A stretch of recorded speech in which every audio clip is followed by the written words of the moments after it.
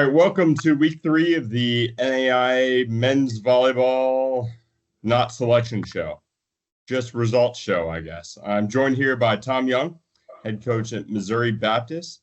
Tom, how long have you been at MoBat now? So this is now year 7. You are a tenured men's volleyball NAIA coach. How do you feel being one of the old ones now? Yeah, it is. It feels a little weird, but I was talking to somebody the other day. The guys keep you young. But yeah, there was a coach last year that says we're now dinosaur. We started the same year, so he said, yeah, we're now dinosaurs for NAIA men's volleyball coaches. But no, it's great. I absolutely love it and love the NAIA game and just want to keep growing it. Yeah. How many coaches in the Heart have been coaching at their Heart schools longer than you? Ooh, great question. So we did add a couple of schools, and I know one for sure has been there longer than me. Then I would say maybe 1 or 2 out of our 14 teams. Yeah, I'm going into my 5th year right now, and I realized this past summer, when we had some realignment stuff, and Kyle Steele left for Jessup, and Vanguard went, and Menlo left. I'm like, I'm the most tenured GSAT coach all of a sudden, and I'm like, all right, I'm 4 years in and most tenured, so kind of strange, but hey, that is what it is. So yeah. All right, so we are going into week 3. And let's give a little bit of a week 2 recap. I've got all my notes here of like some big games that were played. So what games stood out the most to you? We're not going to have time to talk about every single game played this past weekend, but what were the big games that you kind of highlighted? Sure. So I guess talking about some of the games that I was watching, I was interested in St. Xavier with us. Yeah. We're playing St. Xavier this next week, so selfishly I'm watching them a little bit. Of course, watched them last week.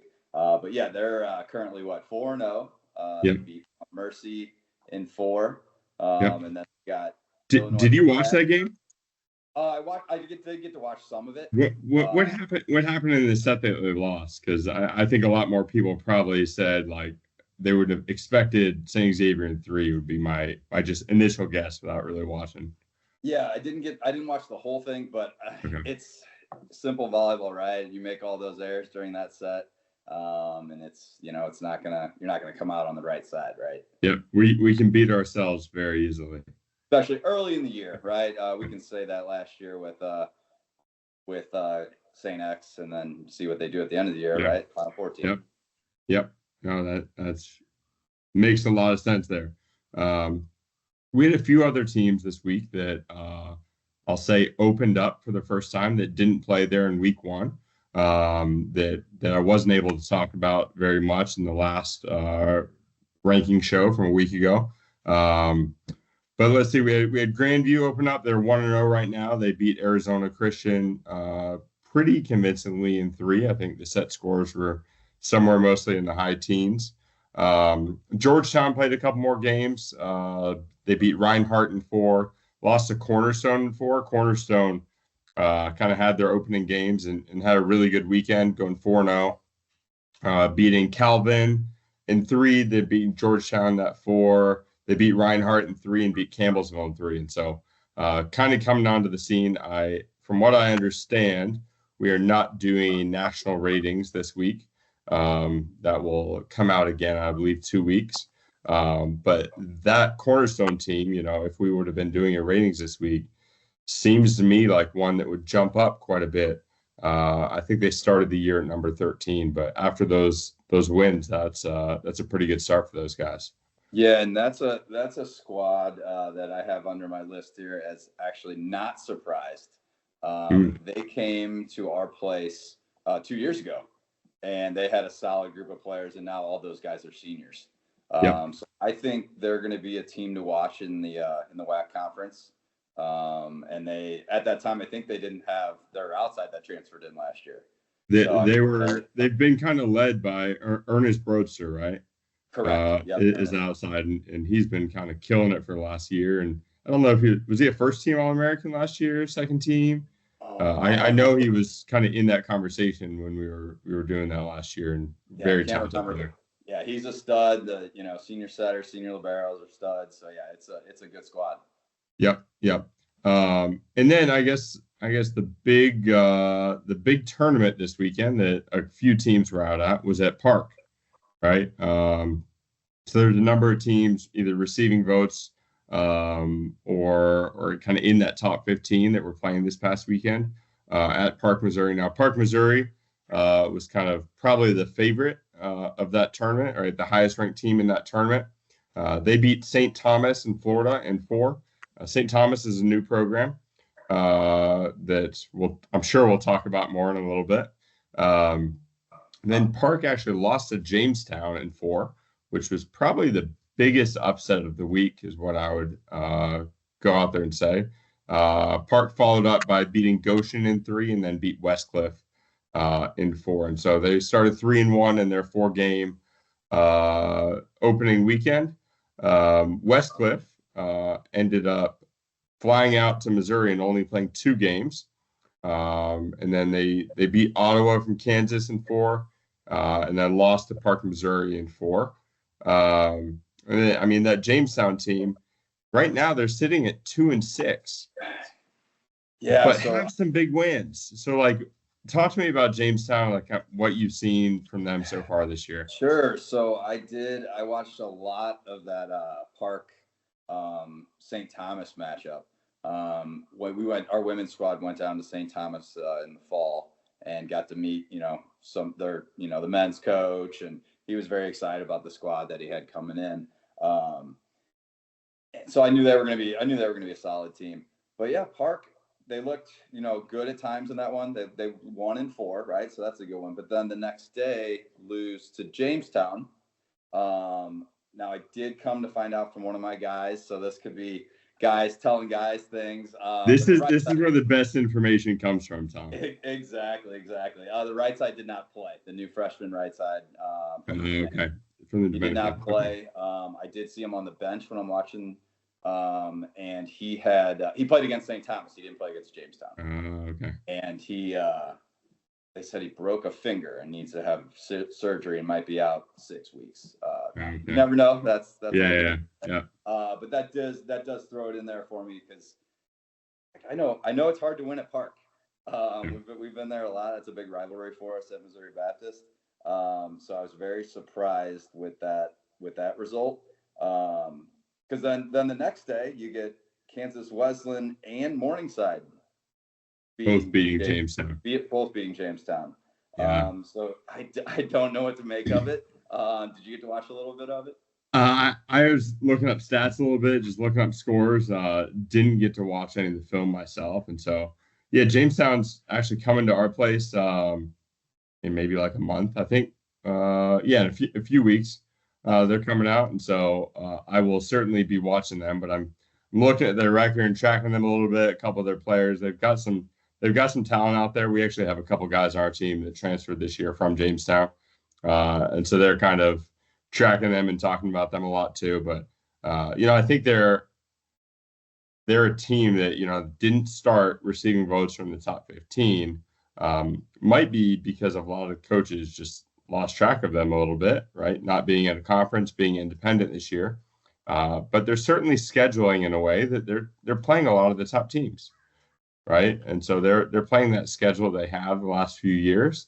I don't know. I haven't really looked yet on what their schedule turns into once a lot of us are playing conference games, right? That's just the challenge of for them of not being in a conference, number one, but also being located where they are. I did get to look a little bit, and they have a decent amount of matches. I think I went and just counted, and I think it was like 28, 26, somewhere around there. So that's a good amount. Well, here's the thing on that, and I was actually going to bring this up as well. Like, I was looking, they're playing in a tournament next weekend, and they play 5 matches in 3 days. They play a Thursday night match. They play 2 on Friday and 2 on Saturday. And it is, to me, that's like absolutely wild, right? Trying to play that many games. And 3 of those are against teams receiving votes. I think 2 of them are against Benue Mesa, and one of them is against I think Missouri Valley is heading out there this weekend, right? And so you're playing 5 matches in 3 days, and it's a really heavy load on players. I was watching I don't know if you're following the NCAA D1 very much, but yeah. The Rob on the Mic podcast with Rob and Theo and Dan and Brad is on there, and Jay Hosak as well. But hey, Brad and Dan, former NAIA guys. Yeah, for sure. I'm always keeping an eye on them. But Dan just came out to Southern California, and he was talking about how he got scheduled a quick turnaround, right, from playing a Friday night game at 7 p.m. at Santa Barbara, and then having to play, I want to say it was like a noon or a 1 p.m. game the next day, and how like at the Division I level in those games they view that as a very quick turnaround, right? Which I get it, right? It is on the bodies and traveling and how that works, but it's also wild to see like we've got teams at the NAIA level playing 5 matches in a weekend. And multiple times 2 in a day, and kind of where that balance is on like maybe some of these matches us as coaches we're trying to get more guys into, and we might know that, so it might not be 5 matches for all of our starting group, but it's certainly kind of a tough balance, and like where are we heading as coaches, and what's right for the players and what's kind of too much for the players. That's totally tough on the body, right? Playing that much. I mean, they got 8 matches, right? And if I'm looking through this, I think the most is 5. A lot of teams 4, 3. So yeah, it's a lot. It's got to be like kind of out on an island, right? Like when they're traveling, they need to play as many games as they can. Because tough probably to get people. It's costs too, right? Yep. It costs a lot of money to travel, and when you're going to travel, you're going to play as many games as you can.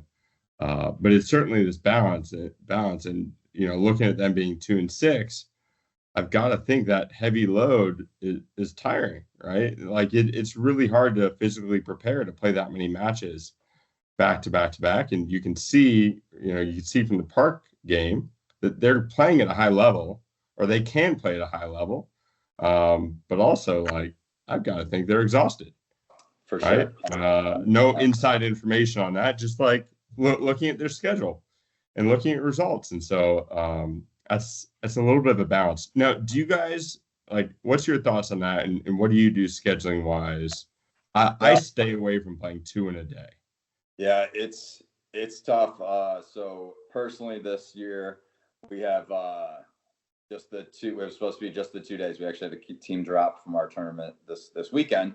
So yeah, it was just the 2 days, and then after that, it's just a game on a day. Now our conference gets tough because we actually play 19 conference games this year, and we do Tuesday, Friday, Saturday. So those Friday, Saturdays are tough, right? For the guys to bounce back, So personally, I'd like to have another day in there, but I mean, I think it all comes down to, hey, if you're traveling 5 hours, 6 hours, right? Yeah, you're gonna have to spend the night around that, play Friday, spend the night, play on Saturday, that kind of thing. It's definitely tough on the guys for sure. Especially some of my international guys, they look at me crazy when I say we got 3 games in 2 days or something. But no, it is what it is. But I do agree that it's pretty tough on the body. Yeah, and I've taken the opposite approach. Partly due to my location. We played 1 match this past weekend. We're playing 1 match this upcoming weekend. There's a couple weeks where we play 3 matches, but my standard is a 2-match weekend. I'll play Friday, play Saturday, and that's it. Mm-hmm. Right? I don't want to pull the double days and that sort of stuff, but it's certainly a challenge. And I think we're all trying to figure out how much can we push and how healthy are we going to be long-term doing that. Right. The most my team will play, and I don't know if this is a good or bad thing, is the national tournament. Right. Sure. I talked to my guys about we have to be able to win 4 matches in 5 days in order to win a national championship. And if you get the wrong seed in order to win it all, you've got to win 4 in 4 days. Right. If that first day is off. And so that's something that maybe my team hasn't really done as much all year in terms of playing that number of games in that amount of time. And I don't know if any teams have, but you guys in the Heart are used to playing 3 a week. Yeah, sure. I had that conversation last year. I think we had a Heart game on Tuesday. We had a non-conference on Wednesday, and then we had Heart Friday, Saturday. And it was like, hey, if you want to win the national tournament, that could be your schedule, Yeah. right? Now the rest, it's not probably the best for the body. We've had those conversations, when we're talking about national tournaments and scheduling and stuff like that.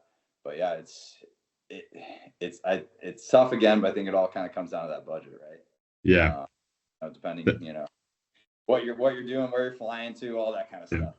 That is why I've been pushing for a couple of years to change the flooring at our national tournament. That if we're talking about, this number of games and being tough on the body, how do we get a flooring that is best for the body, right? You do a Terraflex or hardwood that's kind of better than the sport court on cement, because that number of jumps across 4 days, 4 games is a lot at the end of the season when guys' bodies are already beat up. Totally agree. Yeah. So let's transition here. Let's talk a little bit more about the Heart. Sure. Since I have you on, the Heart looks a little bit different this year with some conference realignment. Can you give the audience a little bit more of a background on what that looks like and kind of how that transformed this year and what national tournament implications that has as well? Sure. Yeah. So a little conference realignment for us in the Heart. In the last couple of years, I believe we were at 10 teams. You play home and away, right? So you're playing 18 conference matches. But since the GPAC / KCAC kind of broke apart there, we added Dordt, Morningside, Ottawa, and Kansas Wesleyan. So that gives us 14 teams. And we decided to go with a North and a South division. So you have 7 teams in your conference, and you play home and away against those 7 teams. And then you play one match either at home or away, of course, against the other division. So in 19 conference matches. 19. Yeah. So the implications of that is all of the Heart teams don't play as many cross-conference matches. Yeah. Right? Yeah. You guys don't have that many other dates to fill. Yeah. When you're looking at that 19, right? You only have those 7 dates. You get 26. So I know on the women's side, I think they're going to extend it to 28 dates. I don't know if that's going to happen on the men's side someday. But yeah, it's tough to fit all that. I'll have teams reach out, and we just can't, we can't fit them in the schedule when you got 19 conference matches. Yeah. And you guys and a lot of other Heart teams aren't traveling as much this year, like out to the West Coast. Yeah, right. Or I think down to the South or other areas of the country. Am I reading that right from the schedule? Yeah, I think that was tough, right? Just kind of, I don't want to say in limbo because we've known for a little bit, but just kind of be like, oh man, it's tough to get those dates right, or make the dates work correctly too, right? When we can't start till that that third Thursday. Yeah, of January. Yeah, that's a rule they implemented a couple of years ago that our countable season doesn't start till the third Thursday of January. For all the new listeners on that, and I think honestly they just made a mistake by grouping in men's volleyball with all of the other spring sports, because traditionally we're kind of a winter spring hybrid of when our traditional date starts are, but they kind of looped us in there with all the spring sports, and so us in baseball have the same calendar, even though our national championship date is much different.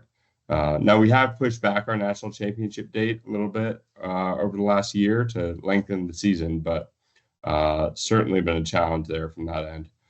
All right, talk to me about what teams have stood out to you. Before that, I guess conference tournament. Do we talk about that? Conference tournament. How does that work, and national tournament implications? Yeah, kind of how your bids work, right? We had a couple meetings about that as the coaching body. And that was something we got to select. The coaches didn't have a ton of talk about, hey, who we're accepting. That was more presidents, ADs, commissioners, that kind of stuff. But yeah, as far as our conference tournament, if you're the regular season champ, you're getting the automatic bid. And then of course you're getting the 1 seed in the conference tournament. Now, if you also win that conference tournament, then it would go to the runner-up of the conference tournament. Okay. But man, the way the heart is, we could see that 1 seed lose in the Final Four, right, of the Heart tournament, and then it could be, then it's the winner of the conference tournament gets that other bid. Okay. And then I think with how I'm looking at it, so you guys get 2 automatic bids, right? There are still 4 at-large bids because the second automatic bid you guys got was from the just conference that fell apart, the GPAC that disassociated. And yet still we're expecting Mount Mercy to take one of those 4 at-large, assuming they can have a high enough win percentage. And so that is going to be giving your conference a number of teams in the tournament, probably at least 3, quite probably 4. I don't know if maybe up to 5.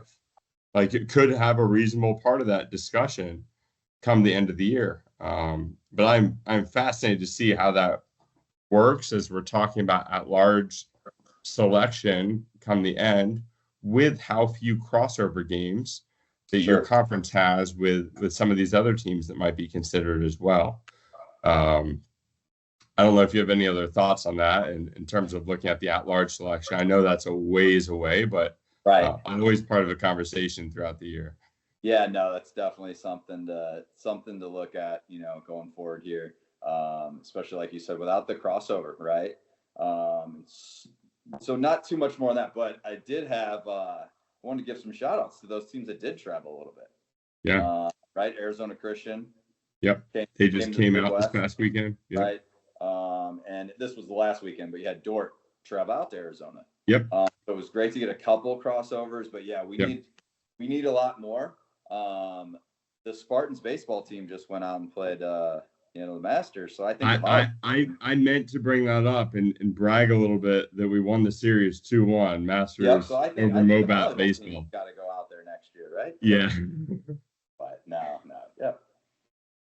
Yeah, I hear that your school's baseball coach is pretty good friends with our school's baseball coach, and so maybe we can make that happen a little bit more often. So there we go. Let's do it. Now, in terms of the at-large, I think one of the things that I want to bring up as part of the selection that changed this year is the use of the Massey rankings as part of that selection criteria. Those of you guys that don't know, the Massey rankings, you guys can find it at masseyratings.com. It's pretty much a statistical formula that rates all the teams in the NAIA, and this formula is used across a lot of different sports. But from what I understand of the ratings is that it is a kind of a point differential equation, right? That it's not just winning 3-0 or 3-1 or 3-2, but it's also how much you're winning by. That can factor into those ratings. And so right now, as of this moment, I have it up. Let me just read off the top 15 teams in the Massey ratings, just so we can start to look at like, hey, how does this compare to our coaches poll, our top 15 coaches poll? And I'm not saying one's right or one's wrong, but I will say that this statistical model should get more accurate the more games are played. Theoretically, right now, with few games played, I think there's going to be a lot more variance. But that should kind of factor through as teams play more. So the top 15 teams for the Massey rankings right now, number 1 is my program, Masters. Number 2 at 4-0 is St. Xavier. Number 3 is Cornerstone. They jumped quite a bit after going 4-0 this weekend. Number 4 is Grandview, who's 1-0. Number 5 is your program, Mobat. Number 6 is Benedictine in Arizona. They're 1-0. Number 7 is Georgetown, Kentucky. They're 3-2. Number 8 is Westcliff University. They're 4-1. Number 9 is Park, Missouri. They're 3-1. Number 10 is Reinhardt. They're 4-2. Number 11 is Mount Mercy at 4-1. Number 12, just sitting here at 0-0, is Missouri Valley. Number 13 is Cumberland, and 14 is Hope International, and 15 is Olivet Nazarene. You guys can see the rest of that list, and the gaps in between each one of those teams might be different, and so teams will be moving up and down throughout the year with that ratings. And again, I think the more games that are played, the more accurate a statistical model starts looking. But that's kind of an interesting list if you compare that right now to our original preseason top 15 coaches poll. Like, what are the teams that stand out to you the most in terms of what's different, Tom? Sure. Yeah. So I do like the Massey more than what we were doing in the past. Something else to bring up. It also throws in some of those NCAA games. Yes. That some of the guys like yourself on the West, right? You're going to play a lot of those NCAA teams. And in the past, I mean, we've always had an NCAA team on the schedule too. And in the past, those just, sure, they counted for your record, but they didn't go, into. I believe they counted as like a not ranked. They counted as an other, so theoretically, It probably hurt you. What was the argument against it before? Even though those teams might be more talented than some of the other not ranked NAIA teams. Correct. And I think we wouldn't usually get that in the past. I think it was probably, week 4 or 5, I think we would finally get those, right? So when you look at the Massey right now, like you said, not a lot of data yet. But I do think it's good for more and more, coaches and, student athletes. And if you can look at that and really get to the point where it's like you said, every point matters. Yeah. So it's really cool to take a look at that list. If I'm looking at that, the teams stand out, right? Cornerstone, it has them at 4-0. They jumped. They jumped a lot.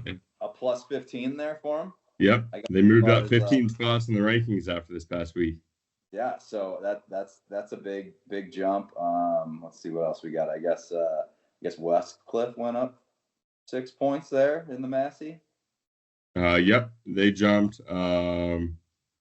Westcliff jumped. Cumberland in Tennessee jumped up 14 points to number 13 overall. So I think this is something really cool for coaches to make sure they're looking at, and making sure they're kind of paying attention to that. Now, does that mean we do have 2 more weeks to our next rating, right? Yeah. But does that mean Cornerstone's going to be 3? There's some other matches in there that we'll see. Does that mean that Grandview is going to stay at 4? There's some other matches in there that we'll see, right? Mm-hmm. So it's really cool to kind of get a start on the season. Everybody's excited to be playing and that kind of stuff. And I think, both of us are raters for our coaches poll top 15. I think early in the season, it is so difficult for us to make our rankings, right? Because we just don't know that much about each one of these teams. And the longer the year goes on, again, I think the more accurate those ratings will be. So we'll figure out how much Cornerstone really jumps. I think they started the year maybe at 13 or 14 in the coaches poll, right? Are they a top 5 team? Maybe. But they're going to play enough games for us to really, really tell and really see. And then you get situations, right? If your information about Park is right, and their opposite is out for 6 weeks, or however long, right? If he got injured, right? Maybe they aren't really a top team in the heart without him, but once he jumps back, they sure are. And so some teams might be benefited a little bit in these types of rankings of playing a team when they're down a little bit. But that's just the reality, right? That's what we all deal with. It was kind of interesting the other day. My team played Concordia Irvine, and I put together an entire scouting report on them. I had like 2 weeks to prepare, so I did multiple film sessions with my team. My team was knew it pretty well. We get into the game, and man, they had 5 different starters. And I just tossed my scouting report like right away, and some other guys came in, but these teams are mixing up lineups, and what that looks like night to night could certainly change what type of match you have. Even I'm considering this as a coach, looking at how do I manage bodies and stay healthy throughout the season, and how much are certain guys going to play against certain opponents. And looking at this Massey of like, how much does this point spread matter, right? If I'm playing the last place team in my conference and I know that I could put in some other guys and we could still win, doesn't matter if we win by more or win by less, and trying to play those games and balancing kind of just the health and making sure we're peaking at the right time. It's kind of an interesting dilemma that I think any coach that is looking into this and is really fighting for an at-large position is certainly kind of has on the back of their mind in trying to look at the system and trying to figure out what's right for them to make it to the national tournament, because that's all for sure. Yeah, when you talk about that at large, been on a couple of those committees before, and I think a big thing that sometimes people aren't always looking at is who's hot at the end, right? Who's playing good volleyball? Because what we want that was Georgetown last year, right? Who's playing hot? Yeah, what were they? They were 8, maybe seven, going in 8, yeah, 7 or 8, yeah. And another plug for my own program. We beat them at MVB. No, but yeah, so they were a great squad, but then they got hot, right? Yeah. They got hot, and so we want the best teams there at the end to create the best tournament for the NAIA. And yeah, so you got to look at that at the end. You can't really weigh too much on these week 1, 2, 3s, 4s, that kind of stuff. Yeah. No, I'm fascinated to see how that goes. Now, who are we'll see if we can call out a couple of people here. Who are the individual players to watch? For the casual fan, or maybe some people watching this are actual NAIA men's volleyball players. But who should they be watching this year? Who are the players? So my first one, and we didn't talk about this, but we did a preseason the year before, I believe. Yes. And I gave a shout out player to watch was Landon Fuller. Yeah. And he didn't get to play that much that year, right? So Landon, he's back. He's back. I'm sorry. I'm glad you're back and get to play again. And he's gonna be one of my players to watch.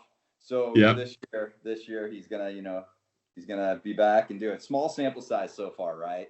I think they played one game, right? But he's I think he hit 550 in that game. So 5 kills per set, 556. So yeah, he's gonna be one of my players to watch. But you got one for me? I mean, I gotta give Tom a shout out at St. Xavier. Right, Matt Pinella has been putting up some numbers and both setting and hitting. Right, I think when we look at the end of the year and National Player of the Year consideration, right, National Player of the Year is going to come down to probably the best player on the 5 best teams. Yes. Right, get considered, right, and I think that's a guy that his numbers are going to be very interesting because they're a little bit diluted in him doing some different things, right? And that's going to be taken into consideration for sure, but certainly a talented player to watch from St. Xavier. Yeah, he's a stud. My next guy, help me on the first name, but it's Nestor, the transfer. Lawrence Tech. To Lawrence Tech, yeah. So again, small sample size. But we got 3.17 kills per set, and he is hitting a 654 attack percentage currently. Who did they play this weekend? We had that somewhere. Let's see. Who did they play? Because that is a percentage right there. That's the question. Okay, they beat Clark in 3, and they beat Judson in 3. So small sample size, but I think he's gonna be a player to watch for sure. He is a good player for sure. Yeah, I was looking at the NAIA stats page with all the individual leaders going into this call, and as always with small sample sizes, there are some guys with some like out there numbers. Yeah. In week 1, and I also understand like that. That's great. I wonder, first of all, who they played, and then how long can that be kept up, right? And so that is something that we will certainly be figuring out as time goes on. I think the leader in the country in total kills right now is someone from Rio Grande, Bedoya. He has 126 kills already. Wow. And I'm sitting here like we've had one countable game. I think my leader has like, I don't know, 15 kills or something like that. And this guy is sitting at 126 already at this point in the year. And so, hey, some guys have played in a lot of games already, and some guys have put up some numbers even early in the season. So quite fascinating to see, and something to certainly keep an eye on as the year goes on. So. For sure. All right, I think we're coming up here on almost an hour here. Any other thoughts or any other things that would be beneficial for the casual fan to learn more about for the NAIA? Sure. Real quick, you want to do some games to watch? Yes, some games to watch this next week. That would be great. Okay. I'm Thursday. Well, so yeah, I looked at the schedule, and really Thursday was the first big one that I kind of wanted to look at. I got Ben U at Jamestown.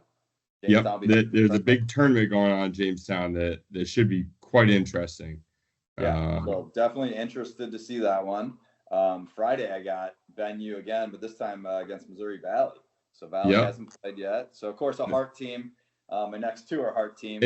Well, the other thing with Missouri Valley, their new coach Noah was the assistant coach last year at Ben U, and so he gets to play his old guys that he coached, which is always just kind of a fun one, right?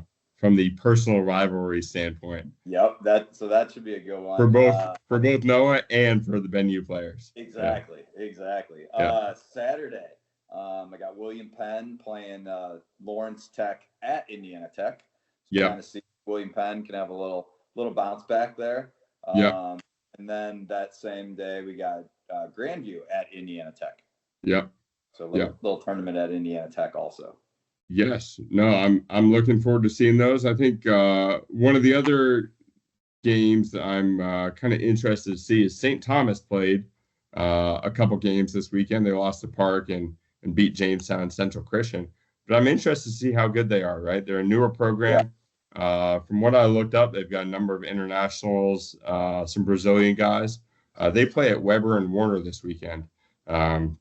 The AAC is typically a conference that will get one bid for the national tournament, but from the initial opening weekend, that could be a team that's in the mix coming there at the end of the year, and it could be making a national tournament if they can get hot at the right time and win their conference. So they got some competition with Weber, Warner, Reinhardt are the other kind of teams in that conference. They'll be fighting for them, but that will be their kind of opening there. So I'll be watching that one, and I'll be certainly keeping an eye on the Jamestown games. Certainly interested to see kind of how that looks. Any other games to watch? I know you guys are playing. What is this, tomorrow? Yeah, against Maryville. No, Tuesday. We play Tuesday at Maryville, NCAA 1-2 team, which is super close to our campus. They started, I think this is year 4 maybe. And they're a good squad. So yeah, we got that Tuesday, and then we'll be going to St. X on Friday and Olivet on Saturday. All right, I'm looking forward to seeing that St. Xavier game. Seeing how well they play. I mean, they're 4-0. Some teams they've blown out, some teams they've played pretty close, and so certainly a game to watch. And then my team will be playing this upcoming Thursday down at Vanguard University. Former NAIA member, now MPSF Division II member. So should be a good one. They just got a brand new gym that they've been working on for like 2.5 years. So that'll be our first time heading down on that one. So should be a good one. So I'm looking forward to that. Well, Tom, thank you so much. Really appreciate your time. Best of luck this upcoming week and this upcoming season. I know we won't get to play each other until national tournament, assuming or if we both get there. But best of luck until then, I'll say. Yeah, thank you. Same to you. Have a great season. And thanks again for doing this for men's volleyball and NAIA volleyball. Absolutely. One more shout out. kind of shout out thing, comment. If any other NAI coaches are watching this and want to jump on a video with me, it is so much better when another coach is on this and more entertaining than me sitting down and trying to do it myself like last week. So hit me up. I'd love to have some people to talk to in the men's volleyball world, NAI, about some other conferences that I know much less about. So appreciate your time and thank you so much.